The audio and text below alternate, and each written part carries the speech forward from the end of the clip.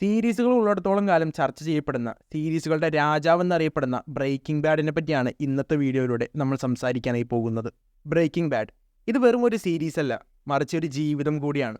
Walter white, Jessy പിങ്ക്മാൻ എന്നീ ക്യാരക്ടേഴ്സിനോടൊപ്പം 5 season അടങ്ങുന്ന 62 എപ്പിസോഡുകൾ നമ്മൾ അവരോടൊപ്പം ജീവിക്കുന്ന ആ ഒരു ഫീല് തരാൻ ബ്രേക്കിംഗ് ബാഡിന് സാധിക്കുന്നുണ്ട്.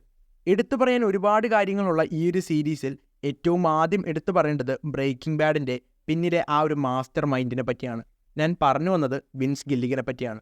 അദ്ദേഹത്തിൻ്റെ മൈൻഡിലുള്ള ഒരു സിമ്പിൾ ഐഡിയയെ അദ്ദേഹത്തിൻ്റേതായുള്ള ഒരു രീതിയിൽ അയാൾ പ്രസൻറ്റ് ചെയ്തപ്പോൾ പിന്നീട് നടന്നത് ചരിത്രമായിരുന്നു. ടെലിവിഷൻ സീരീസുകളുടെ ലിസ്റ്റിൽ ഏറ്റവും അധികം റേറ്റിംഗ് ലഭിച്ചിട്ടുള്ള സീരീസാണ് ബ്രേക്കിംഗ് ബാഡ് എന്നുള്ളത്. നിലവിൽ IMDbയിൽ ബ്രേക്കിംഗ് ബാഡിൻ്റെ റേറ്റിംഗ് എന്നുള്ളത് 9.5 ആണ്. മറ്റ് സീരീസുകളും സിനിമകളും എല്ലാം കമ്പയർ ചെയ്ത് നോക്കിയാൽ പോലും ബ്രേക്കിംഗ് ബാഡിൻ്റെ ഒപ്പം എത്താൻ ഇതുവരെയായിട്ടും ഈ റേറ്റിംഗിൻ്റെ കാര്യത്തിൽ ആർക്കും സാധിച്ചിട്ടില്ല. ബ്രേക്കിംഗ് ബാഡ് കണ്ടു കഴിഞ്ഞാൽ പോലും നമ്മുടെ മനസ്സിൽ നിന്നും പോകാത്ത ഒരുപാട് ക്യാരക്ടേഴ്സ് ബ്രേക്കിംഗ് ബാഡിലുണ്ട്.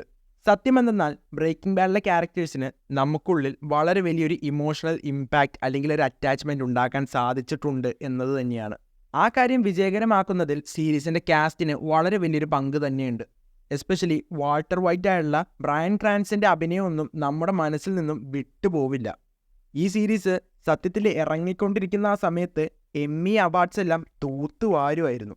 എൻ്റെ കാഴ്ചപ്പാടിൽ ഈ സീരീസിൽ യാതൊരുവിധ പ്ലോട്ട് ഹോൾസുമില്ല. മാത്രമല്ല ബ്രില്യൻ്റ് എന്ന് തോന്നിപ്പിക്കുന്ന രീതിയിലുള്ള ഒരുപാട് ഡീറ്റെയിൽസും ഫോർഷാഡോയിങ്ങും ഈ ഒരു സീരീസിൽ ഉൾപ്പെടുത്തിയിട്ടുണ്ട്. ഇത്രയൊക്കെ ആണെങ്കിൽ പോലും ഈ ഒരു സീരീസ് എല്ലാവർക്കും കത്തണമെന്നില്ല.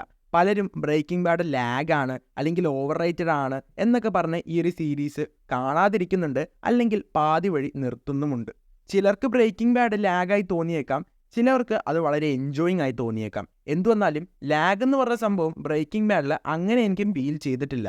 ഓരോ മൊമെൻറ്റ്സും നല്ല ഫണ്ണി ആയി തന്നെ അല്ലെങ്കിൽ നല്ല എൻജോയ് ചെയ്തായിരുന്നു ഞാൻ കണ്ടിട്ടുണ്ടായിരുന്നത്. ഓരോ സീസൺ കഴിയുന്തോറും ഇതിങ്ങനെ ഇമ്പ്രൂവ് ആയി കൊണ്ടുവന്നിരിക്കും. സീസൺ 1നേക്കാൾ ബെറ്ററാണ് 2, 2നേക്കാൾ ബെറ്ററാണ് 3, അതിനേക്കാൾ ബെറ്ററാണ് 4, 4നേക്കാൾ ബെറ്ററാണ് 5. അങ്ങനെ വന്നുകൊണ്ടേയിരിക്കും. അങ്ങനെ നല്ലൊരു ബിൽഡാണ് ഇവരിതിൽ നടത്തിയിട്ടുള്ളത്. ഈ സീരീസിൻ്റെ ഏറ്റവും എനിക്കിഷ്ടപ്പെട്ട മറ്റൊരു ഫാക്ടറാണ് ഈ ഒരു സീരീസ് ഭയങ്കര അൺപ്രഡിക്റ്റബിൾ ആണ്. ഞാൻ പറയുന്നത് പ്ലോട്ട് ട്വിസ്റ്റോ അല്ലെങ്കിൽ മറ്റു കാര്യങ്ങളൊന്നുമല്ല.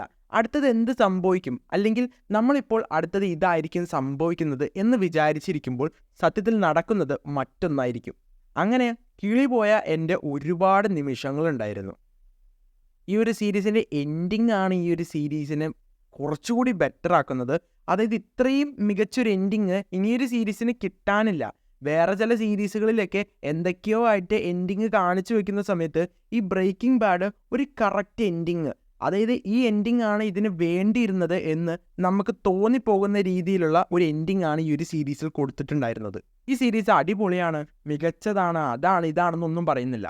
ദ പെർഫെക്റ്റ് സീരീസ് അങ്ങനെ തന്നെയായിരിക്കും ഞാൻ ഇതിനെ വിളിക്കുക. കാരണം അതിൽ കൂടുതൽ ഈ സീരീസിനെ വിളിക്കാൻ നമുക്ക് സാധിക്കില്ല. ദ പെർഫെക്റ്റ് സീരീസ് അങ്ങനെ തന്നെ എല്ലാം ഈ ഒരു സീരീസിൽ പെർഫെക്റ്റ് ആയിരിക്കും. എന്തുവന്നാലും ഈ വീഡിയോ നിങ്ങൾ ഇത്രയും കണ്ടെങ്കിൽ ഞാനൊരു കാര്യം നിങ്ങളോട് അപേക്ഷിക്കുകയാണ്. ബ്രേക്കിംഗ് ബാഡ് ഒന്ന് കണ്ട് തുടങ്ങി നോക്കുക. കാരണം കണ്ട് ഇഷ്ടപ്പെട്ടാൽ നിങ്ങൾ നിങ്ങളുടെ ജീവിതത്തിൽ ചെലവഴിക്കുന്ന ഏറ്റവും മികച്ച നിമിഷങ്ങളിൽ ഒന്ന് തന്നെയായിരിക്കും ബ്രേക്കിംഗ് ബാഡ് കാണാൻ എടുക്കുന്ന ആ ഒരു സമയം.